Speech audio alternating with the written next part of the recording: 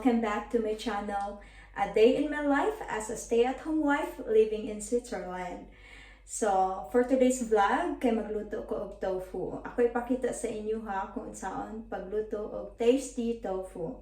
So, let's do it! Wala lang sa tay ulo diring dapita guys, gigalisod jud kog setup sa camera ay.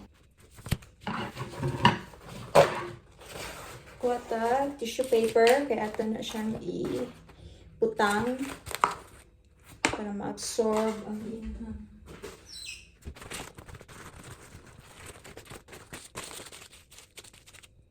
So, i-aside lang sa nato ni siya.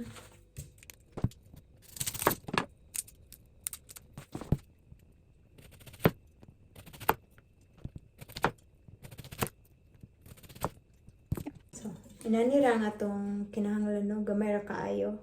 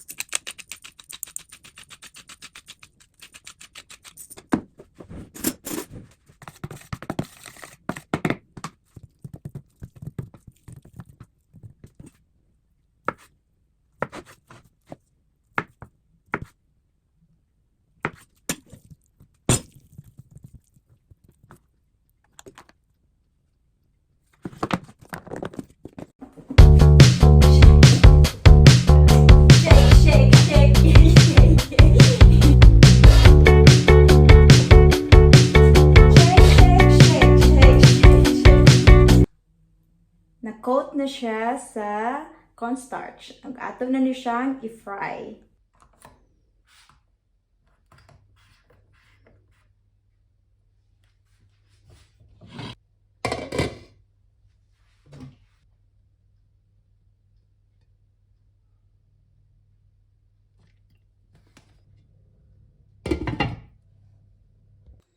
Niinit na o gato na i-reduce o kuan lang 6.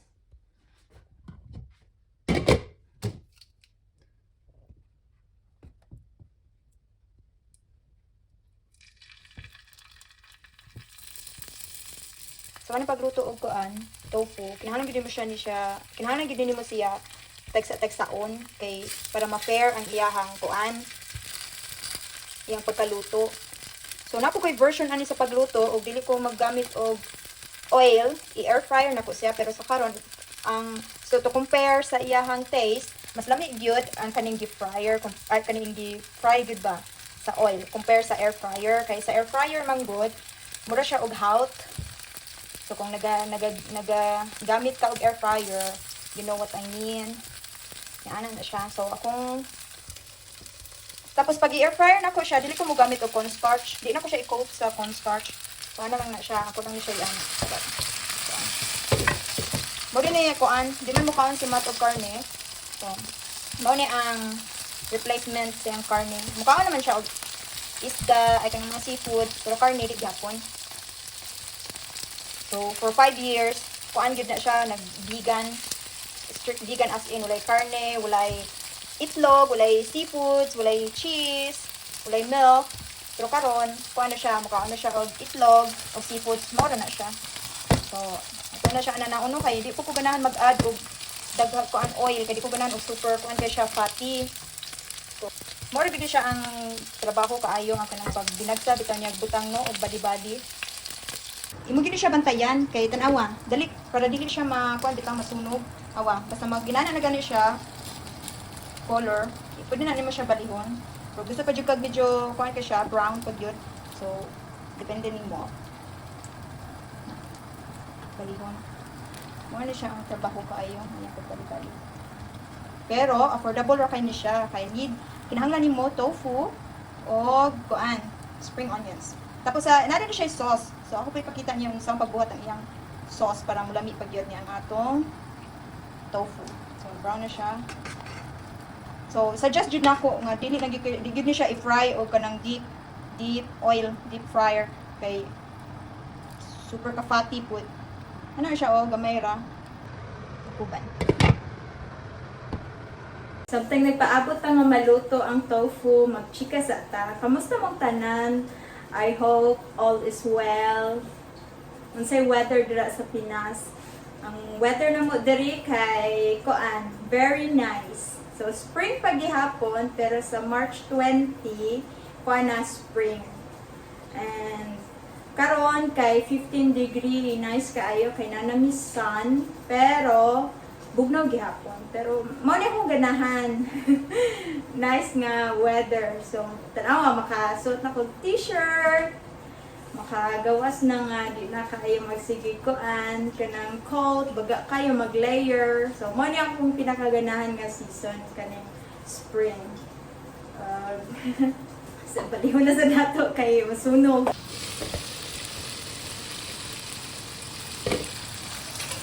Basta dili nimo siya i-deep fryer. Normal na siya nga kuan, kanang ang una pa siya white, pero kaning tofu, bisan pag di nimo ni siya lutuon guys, pwede na jud nimo siya kaunon. Ito na yung nabukuhan ako og kanang plato niya akong ibutangan og tissue paper. Ara na to ni ibutang para ma-absorb iyahang oil. So pag-vlog si Sebastian, kaya ako ginay magkuan sa iyahang mag-video, mag-prepare sa iyahang kuan sa camera. So, kaning tofu guys, pag magluto ko, since naa na mi air fryer, mali siya o makita sa kilid. Mali siya. So, happy kay ko nga naa mi ani. So, it's been 1.5 year naman siguro ni namo. So, since nagka-air fryer mi, pag magluto ko anang tofu, idiretso ra gyud nako ani kay medyo tapulan man sa tanong. Magdapat ay buhat no bigdali. So, ibutar jud na nako siya ani air fryer na nako siya 15 to 18 minutes. Yeah. Nindot kayo siya, kay mo siya ibutang, pag after siya timer, so imo na lang siya kwaon. Pero ang yang texture, kay mo siya na ipagka rubber, gamay. Kanindot niya gud kay no need na ka magamit og oil ba. So karon, kani nga version, sa wala pa mi aning air fryer, mao na ako ang ginahimo. Kaning i-fry na ko siya, tapos imang kay ganahan si Sebastian og kanang everyday bitaw magkuan mi, gamit mig oil. So mo na nga less. So, kani, ako rin siya gituyo gyud para ako ipakita sa inyo, ha. So, sa next na video, magluto pud ko og kani gyapon the same version pero ari na sa air fryer. So, stay tuned. Dugay kaayo, inana gina siya. So, ako na siyang gibali, no. Wala na ko gipakita kay lisod kaayo. Kinahanglan jud ta og 2 hands kung magluto kay na. Pasok ta. So, ako ipakita sa inyo ha ang ingredients sa sauce nga atong gamitin para sa atong tofu.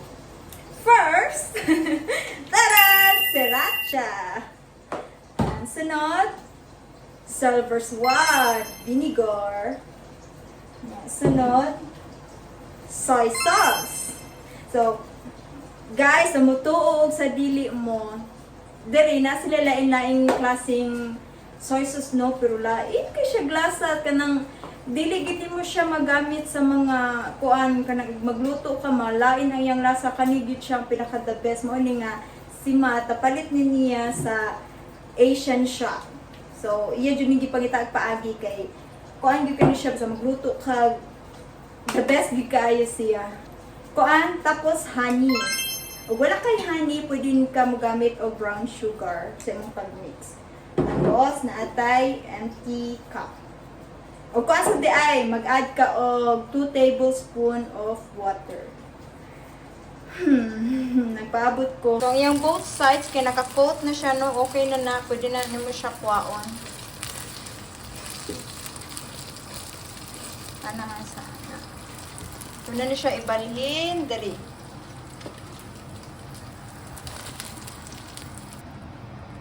So, mauna niyang ato ang gi-fry sa oil na tofu.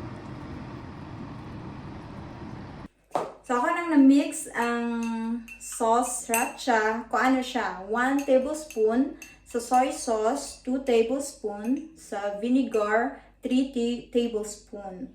Nya sa honey, 1 tablespoon. Nya ang koan, water, 2 tablespoon. So, naputay option no, ganahan kag medyo sweet gyud, pwede po ka mag-add og ketchup, 1 tablespoon. So, optional ra na siya no, depende ra sa imong taste. So, mix-mix lang ni nato siya no. Yan na. No. Ako pag ipainit ang kuan, kaha. Ito na putang atong sauce. Ito siyang uga.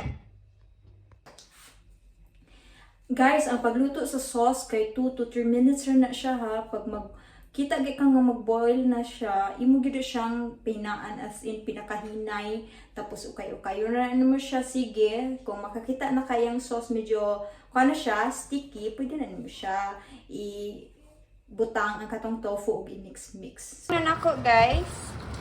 Wala na ako napakita kay maglisod ko. Ana ora na nimo siya.